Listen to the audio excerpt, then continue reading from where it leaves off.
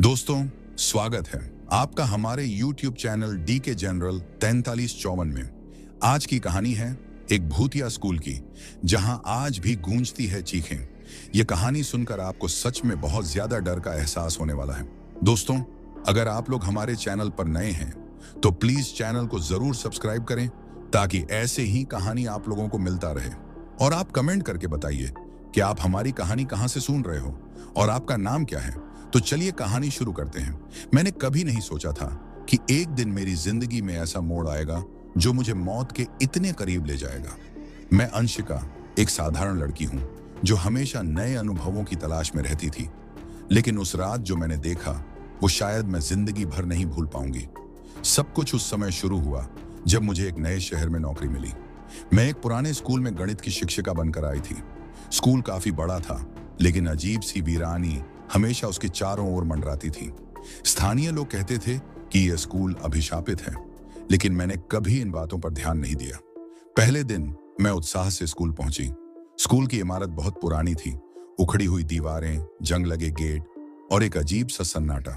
Staff room में सिर्फ दो ही टीचर मिले, मिसेस वर्मा और मिस्टर कपूर।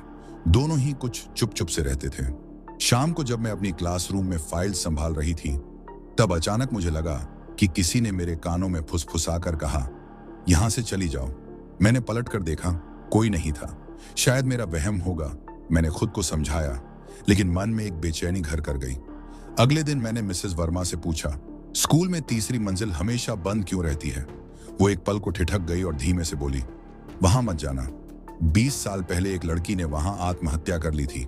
उसके बाद से वहां अजीब घटनाएं होती हैं। मुझे ये सब कहानियां बकवास लगी, लेकिन मेरी जिज्ञासा बढ़ चुकी थी। एक दिन हिम्मत करके मैं अकेले तीसरी मंजिल पर चली गई। दरवाजा किसी तरह खोलकर जैसे ही मैं अंदर गई, ठंडी हवा का एक झोंका मेरे चेहरे से टकराया। चारों ओर धूल और मकड़ियों के जाले थे। तभी मेरी नजर एक पुरानी डेस्क पर पड़ी। उस पर खून से लिखा था, मुझे बचाओ। मेरे रोंगटे खड़े हो गए। तभी अचानक पीछे से किसी लड़की की हल्की सिसकी सुनाई दी। मैंने पलटकर देखा, एक सफेद फ्रॉक में कोई लड़की अंधेरे में खड़ी थी। उसके लंबे काले बाल उसके चेहरे को ढके हुए थे। मैंने डरते डरते पूछा, तुम कौन हो? उसने धीरे धीरे सिर उठाया। उसकी आंखें सुर्ख लाल थीं और वह धीरे धीरे मेरी ओर बढ़ने लगी। मैंने भागने की कोशिश की, लेकिन मेरे पैर जैसे जमीन से चिपक गए थे। वो लड़की मेरे करीब आकर फुसफुसाई, तुम्हें यहां नहीं होनी चाहिए, मैं अब भी यही हूं। अचानक ही पूरे कमरे में एक जोर की चीख गूंज उठी। मैंने पूरी ताकत लगाकर दरवाजा खोला और बाहर भागी। उस रात के बाद से मैं हर रात वही चीख सुनती रही। एक दिन मैंने स्कूल की पुरानी फाइलें खंगालनी शुरू की। वहां मुझे अनामिका नाम की एक लड़की की रिपोर्ट मिली। उसे कई बार टीचर्स ने परेशान किया था। एक दिन उसने तीसरी मंजिल की लाइब्रेरी में जाकर खुद को फांसी लगा ली। उसके बाद से ही वहां अजीब घटनाएं शुरू हो गई। मैंने स्कूल छोड़ दिया, लेकिन आज भी जब रात के सन्नाटे में मैं अपनी आंखें बंद करती हूं तो वही चीखें सुनाई देती हैं। स्कूल छोड़ने के कई महीनों बाद भी मैं अनामिका की चीखों से पीछा नहीं छुड़ा पाई। हर रात उसके फुसफुसाने की आवाज मुझे जगा देती थी, मुझे बचाओ, मैं फंस गई हूं। मैंने फैसला किया कि जब तक इस रहस्य का अंत नहीं करूंगी, तब तक ये साया मेरा पीछा नहीं छोड़ेगा। आखिरकार मैं वापस उसी भूतिया स्कूल में जाने के लिए तैयार हो गई। शाम के समय मैं स्कूल पहुंची। हर कोना वीरान और ठंडा था। तीसरी मंजिल तक पहुंचते पहुंचते मेरा दिल जोर से धड़कने लगा। जैसे ही मैंने बंद लाइब्रेरी का दरवाजा खोला तो वहां घना अंधेरा फैला था। अचानक मेरे सामने वही सफेद फ्रॉक वाली लड़की खड़ी हो गई, अनामिका। उसकी लाल जलती हुई आंखें मेरी आत्मा तक को कपा रही थी। मैंने डर को काबू करते हुए हिम्मत जुटाई और कहा, तुम यहां क्यों हो अनामिका? उसकी आंखों से आंसू टपक पड़े। वह कांपती आवाज में बोली, मुझे इंसाफ चाहिए। उन्होंने मुझे मारा है, मेरी आत्मा यहां कैद हो गई है। मुझे समझ आ गया कि जब तक उसे न्याय नहीं मिलेगा, उसकी आत्मा मुक्त नहीं हो पाएगी। मैंने पुरानी रिपोर्ट और दस्तावेज इकट्ठा किए और स्कूल प्रशासन को मजबूर किया कि अनामिका की आत्महत्या के पीछे की सच्चाई को उजागर करें। कुछ ही हफ्तों में उन शिक्षकों पर कार्रवाई हुई जिन्होंने उसे प्रताड़ित किया था।